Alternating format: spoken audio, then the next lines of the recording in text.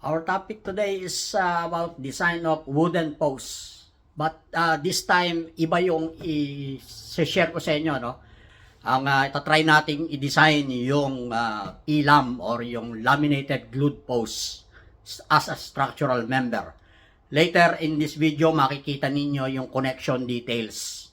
Kasi dito sa gagawin natin, meron tayong gagamitin na combination, yung beam, which is made of open web steel joist, i-connect natin dun sa wooden post. Ito ang sample na ibibigay ko sa inyo, laminated glued column. So dito sa board, makikita natin, sabi ko rito, elevated floor frame. Simulan muna natin dito. Dito sa left, sabi ko, isometric drawing. So meron tayong elevated platforms. Ang function niyan, pwedeng stage, pwedeng storage, elevated storage, or part ng bahay.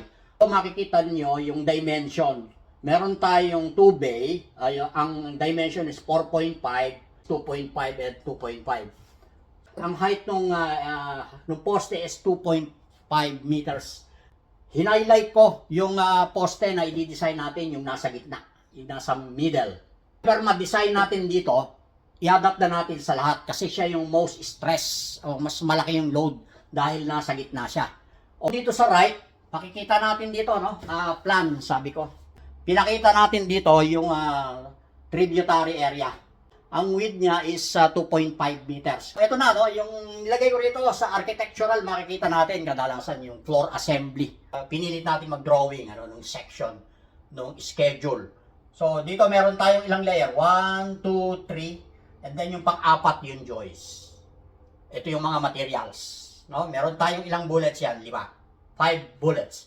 Yung number 1, yung pinakataas, finishing. Depende sa inyo. Lagay ka ng topping, or maglagay ka ng carpet, or gusto mo tiles.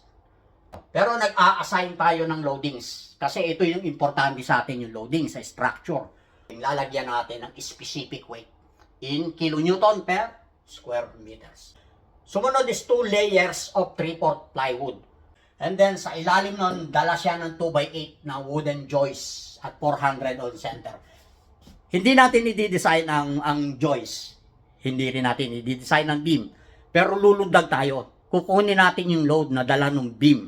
Ultimately, kailangan yung reaction na nanggaling sa beam kasi yun yung dadalahin ng poste. Tuloy natin, meron tayong loads galing dito sa different schedules. Nakuha natin is 1.13 kilopascal or kilonewton per square meter. Kailangan natin yan. Yan ang dead load. Dead load and live load. Dito makikita natin yung yung breakdown. Floor assembly galing dito sa floor assembly 1.13 dito multiply by 2.5 meters para maging kilonewton per meter. Web joist 0.3 kilonewton per meter. Then sa live load, sa storage meron dalawang klase silang ipinrovide. Meron silang heavy at saka light. Dito ang ginamit ko rito kung makita ninyo 2.4 kilonewton per square meter. Hindi natin ginamit yung heavy. Let's say dandun lang tayo sa mga gagaan, yung mga maliliit na kahon, gamit lang natin personal na gamit sa bahay. Inadapt ko yung 2.4 kilonewton per square meter. Same thing, minultiply natin sa tributary and that gives us 6 kilonewton per meter. Ito yung live load, ito yung dead load. Susunod, kailangan natin lagyan ng factor load. Yung pareho, itong dead load tsaka yung live load, lalagyan na ng factor load based sa code, yung load combination na ginagamit natin pag nagka-calculate tayo ng ultimate load na siya nating i-assign sa stress analysis. Gaya ng sinabi ko, ang next step is stress calculation or stress analysis. Bago tayo magsimula ron, kailangan muna nating i-present o ma-identify ano bang item ang gusto nating gamitin or materials do sa structure natin.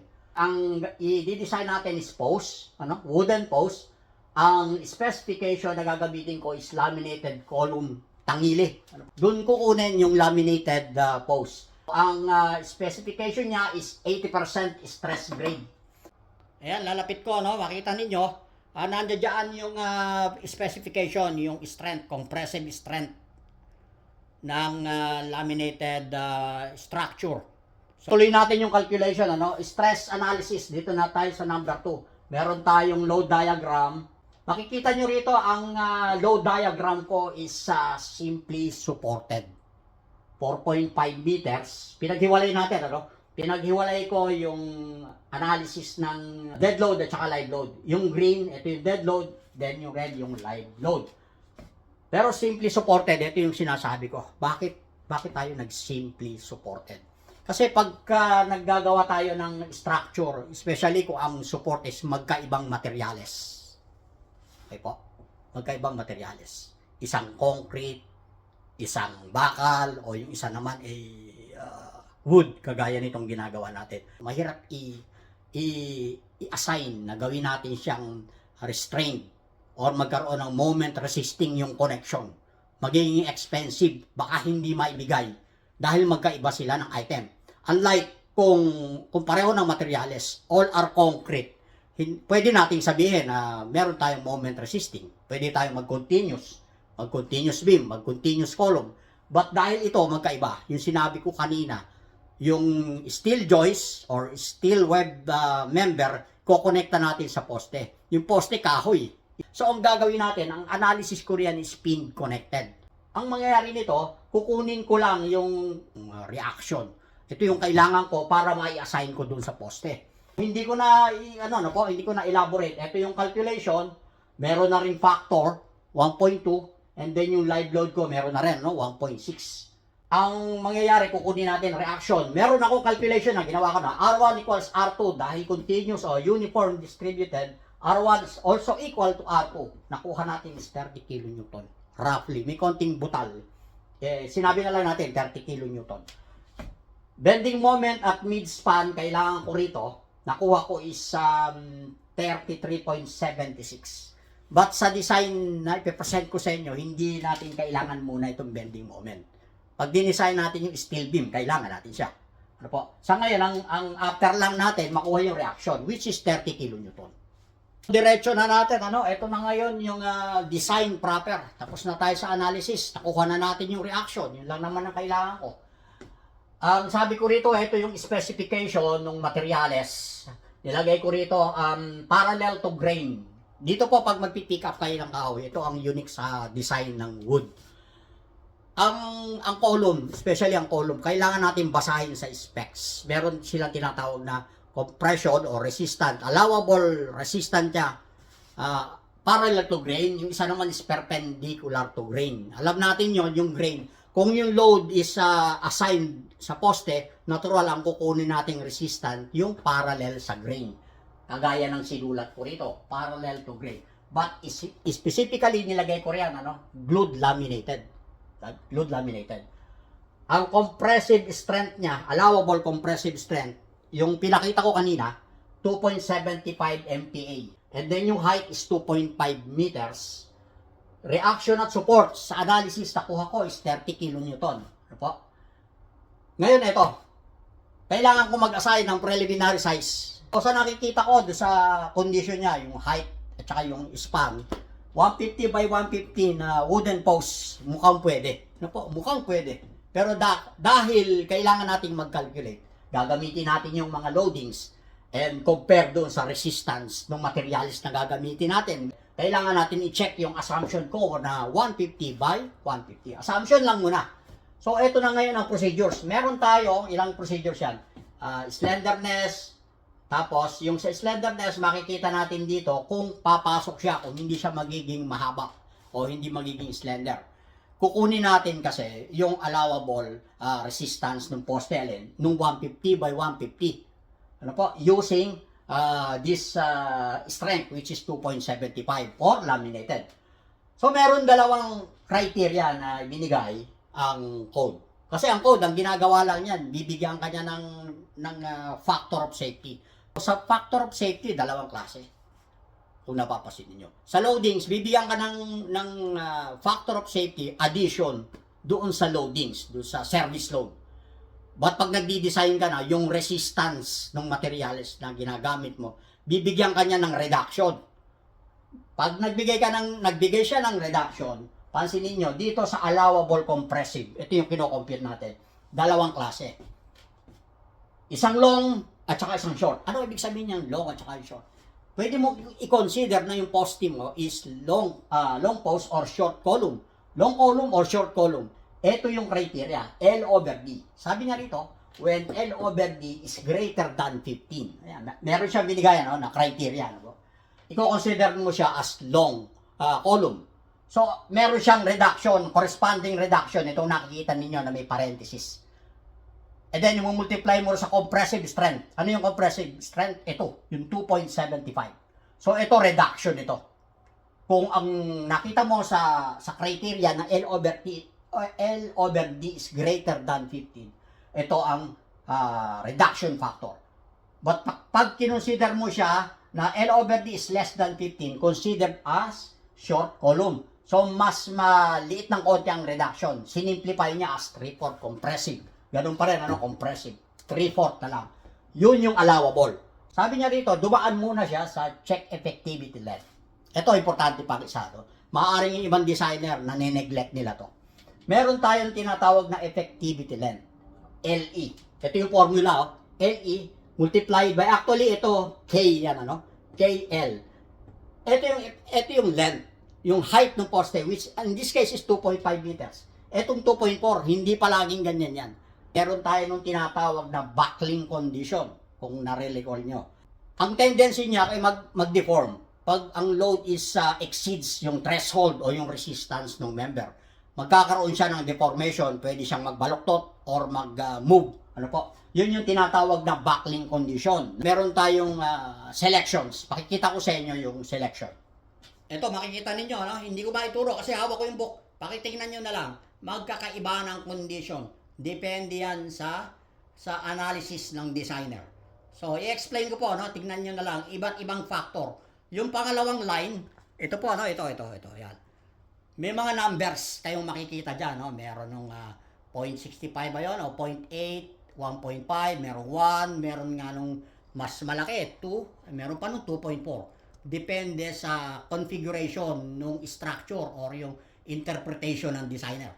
Ngayon, explain ko sa inyo, ano yan, yung interpretation ng designer.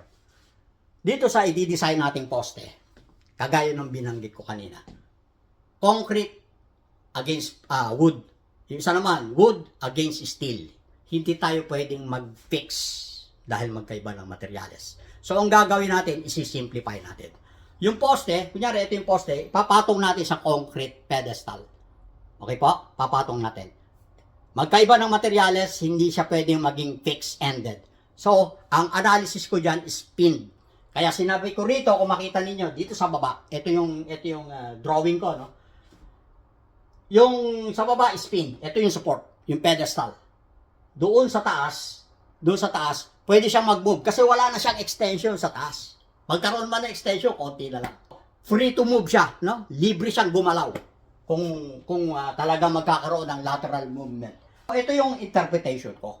Isang pin at saka yung isa is translation free. Sa pin connection, rotation free. Doon sa upper part is translation free. Pwede siyang mag-move kagaya na makita ninyo rito. So yun yung buckling condition. Napili natin itong condition na to.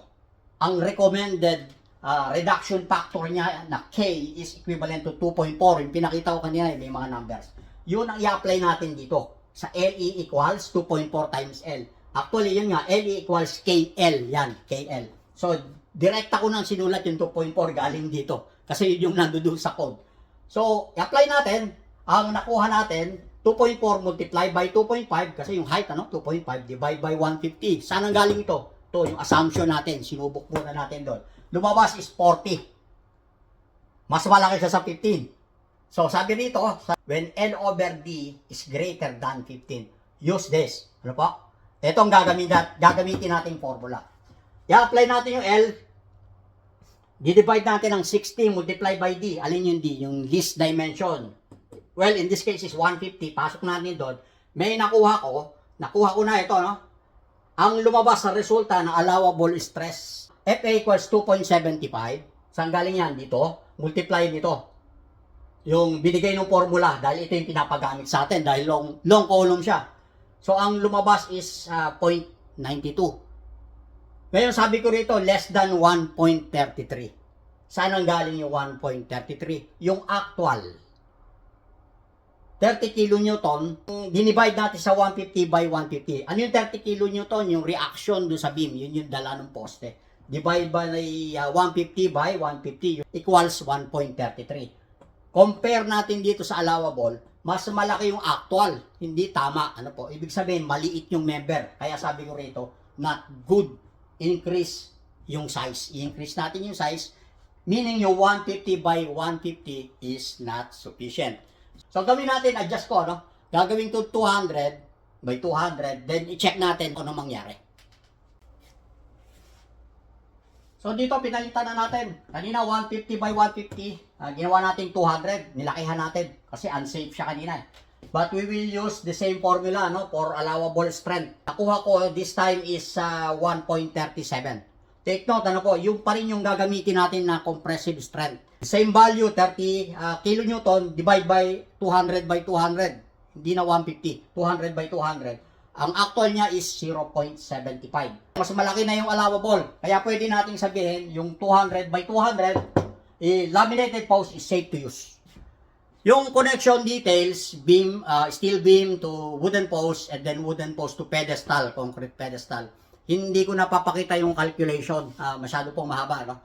Pakita ko na lang sa inyo yung result. Meron akong picture. Pinicturean ko yung drawing ko. Pagkatapos itong video, makikita ninyo ron.